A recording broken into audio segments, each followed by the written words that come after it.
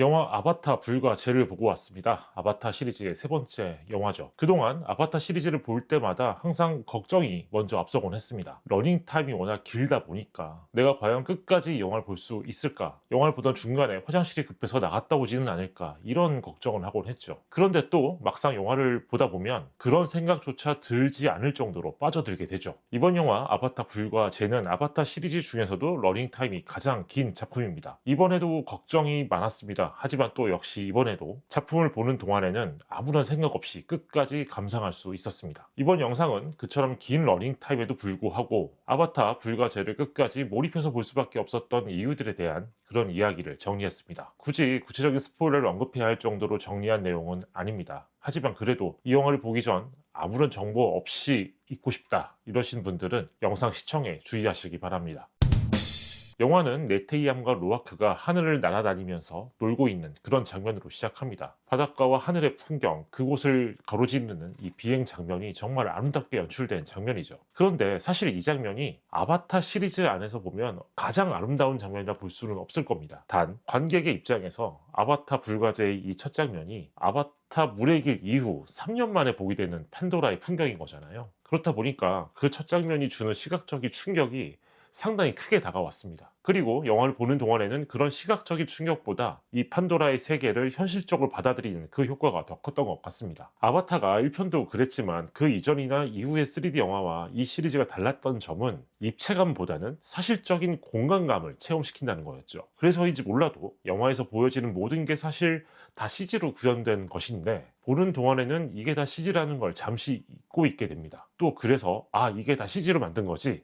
라고 자각을 한 순간 더 크게 놀라는 경우가 많은 거죠. 개인적으로는 사소한 한 장면에서 새삼 그런 놀라움을 느꼈습니다. RDA에 잡혀간 설리와 스파이더를 네이트리가 구해서 돌아오는 장면인데 잠시 이들이 땅에 착륙을 하죠. 이때 영화가 어떤 계곡 같은 곳에서 흐르는 물을 보여줍니다. 그러다가 저기서 날아오는 저 인물들을 향해 카메라가 옮겨가듯 연출을 하죠. 저는 이 장면의 계곡물이 너무 놀라웠습니다. 이게 정말 CG로 만든 게 맞나? 그런 생각이 들었거든요. 실제 계곡을 어떤 고화질의 카메라로 아주 쨍하게 찍은 그런 장면처럼 보일 정도였습니다. 그처럼 이 영화는 엄청난 액션이 벌어지는 장면보다도 그렇게 현실에도 있는 풍경을 재현한 장면 안에서 더 큰 놀라움을 느끼게 만드는 것 같습니다. 하지만 그래도 아바타 불과 제가 1편이나 2편과 같은 정도의 충격을 주는 그런 체험의 영화라고 보기는 어렵겠죠. 2009년에 개봉한 아바타 1편은 관객에게 처음 판도라의 세계를 소개하는 내용이었습니다. 그 자체로 하나의 체험이 될 수밖에 없는 거였죠. 주인공 설리가 아바타의 몸으로 처음 뛰어다니던 장면이나 처음 판도라의 숲을 돌아다니면서 보게 되는 풍경 자체가 시각적인 충격이었습니다. 그리고 2022년 아바타 물의 길은 당연히 이 영화가 구현한 바닷속 세계를 보는 게 새로운 체험이었죠. 그렇다면 아바타 불과제가 관객에게 제공하는 새로운 체험은 무엇인가? 이런 질문이 생겨날 수밖에 없습니다. 처음 제목만 놓고 봤을 때는 이 편은 물이었으니까 이번에는 불을 가지고 뭔가 놀라운 걸 보여주는 게 아닐까 그렇게 예상하기도 했는데 영화를 보면 실제 불의 이미지가 그만큼의 비중을 차지하는 건 아니죠. 이 영화의 설정을 봤을 때 아바타 불과제는 그런 시각적인 체험보다는 판도라를 더 확장해서 보여주는 쪽으로 기획을 한 것 같습니다. 이 편을 통해서 해안가에 정착해 바닷속 생태계와 함께 살아가는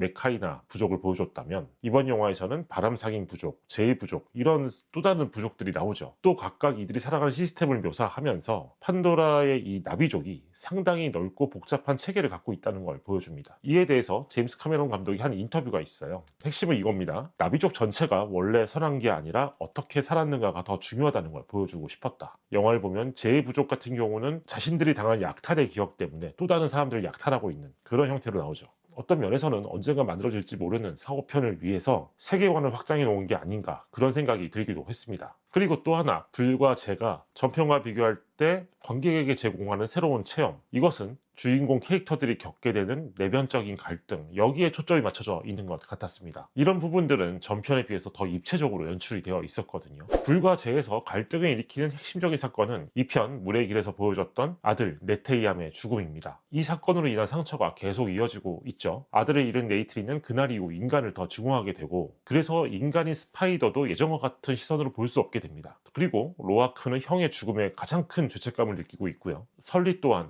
그런 슬픔에 잠겨 있을 수밖에 없죠. 크게 봤을 때 불과 쟤는 이렇게 내면의 고통을 겪는 이들이 상처를 극복하고 다시 한 가족으로 뭉치는 과정의 이야기입니다. 그래서 전편에 비해 이런 감정 깊이가 드러나는 장면들이 더 중요하게 영화 속에서 강조되고 있는 것 같았습니다. 스파이더의 존재가 나비족에게 가져올 위기를 두려워한 설리가 잠시 고민하는 그런 선택들, 이런 부분들이 그렇죠. 이런 불과제의 특징에 대해서 제임스 카메론 감독이 이런 이야기를 했습니다. 네테이암의 죽음은 불과제 전체를 움직이는 동력이다. 이 영화는 그처럼 슬픔과 상실, 트라우마에 대한 영화이자 그 상처가 만든 증오와 폭력의 고리를 어떻게 끊고 앞으로 나아가는지에 대한 이야기다. 저는 이 말의 성격에 조금 더 주목해 봤습니다. 그러니까 무엇을 보여줄 것인가에 대한 이야기라기보다는 무엇을 전달할 것인가에 대한 내용이거든요. 불과제를 보신 분은 다 보셨겠지만 영화가 시작하기 전에 제임스 카메론이 직접 이야기를 전하는 영상이 나옵니다. 이 영상의 핵심적인 메시지는 아바타는 생성형 AI로 장면을 만들지 않았다, 이거죠. 우리는 배우들을 존중한다. 이 영화는 배우들의 활기와 생기로 만들어졌고 그래서 그만큼 그들이 보여주는 감정이 중요했다. 우리는 그들의 연기를 모션 캡처로 가져온 후 디지털 메이크업을 했을 뿐이다. 이런 말들이 나옵니다. 이미 할리우드에서 이제 모든 영화가 생성형 AI의 활용 여부를 자막으로 고지하자, 이런 움직임이 있었기 때문에 그래서 불과제도 이런 영상을 삽입했을 수 있는데, 그래도 감독이 이렇게 직접 설명하는 형태로 나온 걸 보면 그만큼 제임스 카메론 감독은 이번 작품에서 모션 캡처를 통해 감정까지 고스란히 전달할 수 있을까, 여기에 목표에 초점을 맞추고 있었던 것 같습니다. 국내 언론과의 온라인 인터뷰에서 이런 이야기도 했습니다. 관객은 결국 배우의 얼굴과 목소리에서 드러나는 미묘한 감정을 보기 위해 영화를 보러 오는 것이다. 아바타의 캐릭터들은 배우들의 실제 감정과 삶의 경험에서 출발한 존재이고 생성형 AI는 이런 고유성을 흉내낼 수 없다. 아마도 생성형 AI의 개발 속도와 그것이 보여주는 또 다른 결과물들, 이런 것들을 실감한 후에 제임스 카메론 감독이 자신의 방식과 생성형 AI는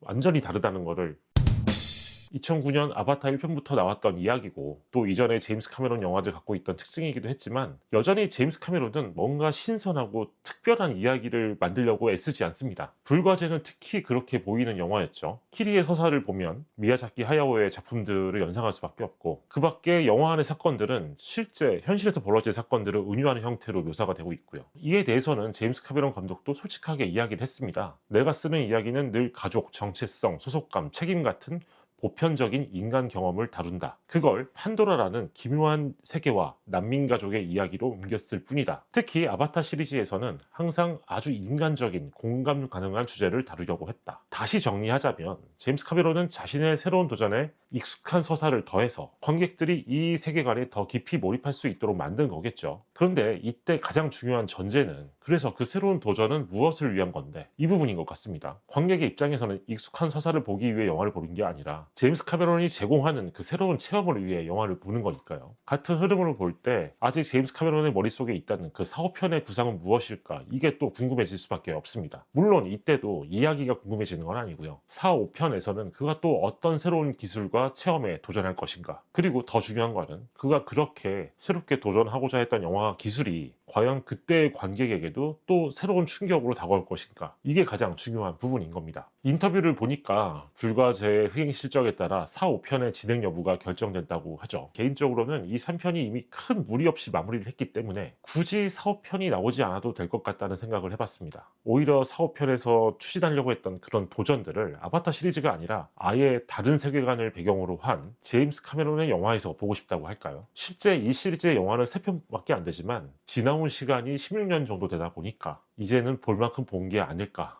그런 입장입니다. 네, 오늘의 이야기는 여기까지입니다. 저는 곧 또 다른 작품에 대한 이야기로 돌아오겠습니다. 감사합니다.